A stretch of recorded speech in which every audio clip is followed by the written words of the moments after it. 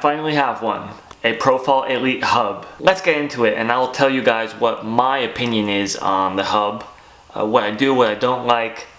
Quick service announcement. Probably about 90 to 95% of you guys are not subscribed, yet you watch my videos. I would very much appreciate if you guys hit the subscribe button down there.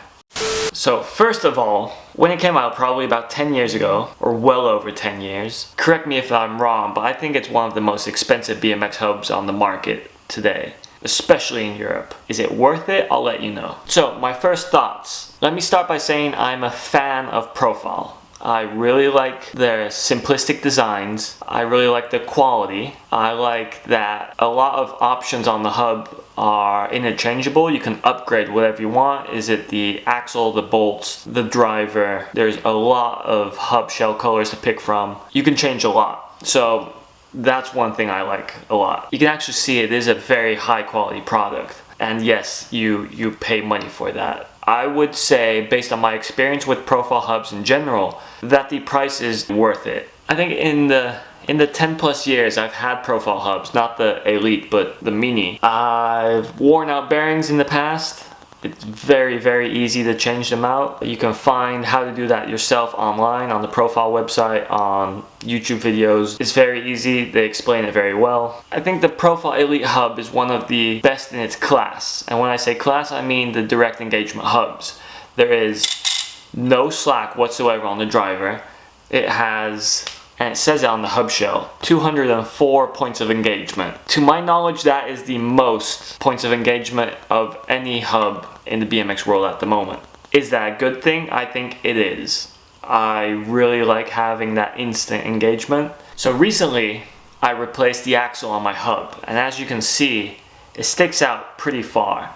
It's gonna move up about 6 millimeters. That would be about this much.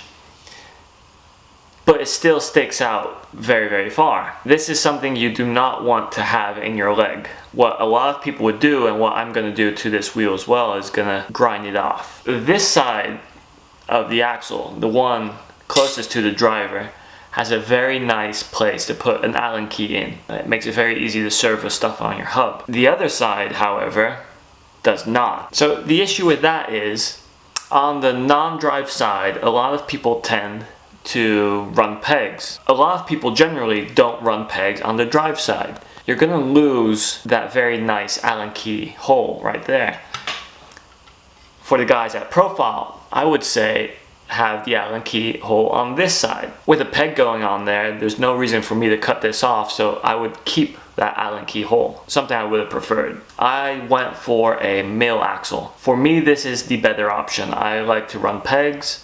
I do a lot of lip tricks, so I land on the back wheel a lot. And for me, a male axle has proven to stay in place a lot better than a female axle would. The hub shell design is very clean. There's nothing on there that doesn't need to be there. The Profile Mini hub has some design features to it.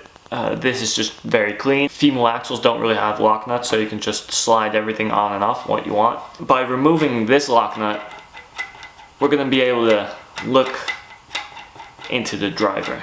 Better said, look at the driver and into the hub shell. This is where all the magic happens. So this is the Profile Elite driver, and as you can see, it has 6 pawls and spring on the driver. That is more than a regular driver would. The hub shell has a lot of little slots in it, and the driver hooks into those slots when you pedal forwards. Because the hub shell has so many slots and the driver has so many pawls, that's what creates those 204 points of engagement. To my knowledge, more than any other hub on the BMX market. In there, you see that blue bearing. It has one bearing here in the hub shell, and it has one bearing on the other side of the hub shell. It's just a very, very basic design. There's nothing really that can go wrong there. If something breaks, Profile has replacement bearings, and you can just change them yourself if you want.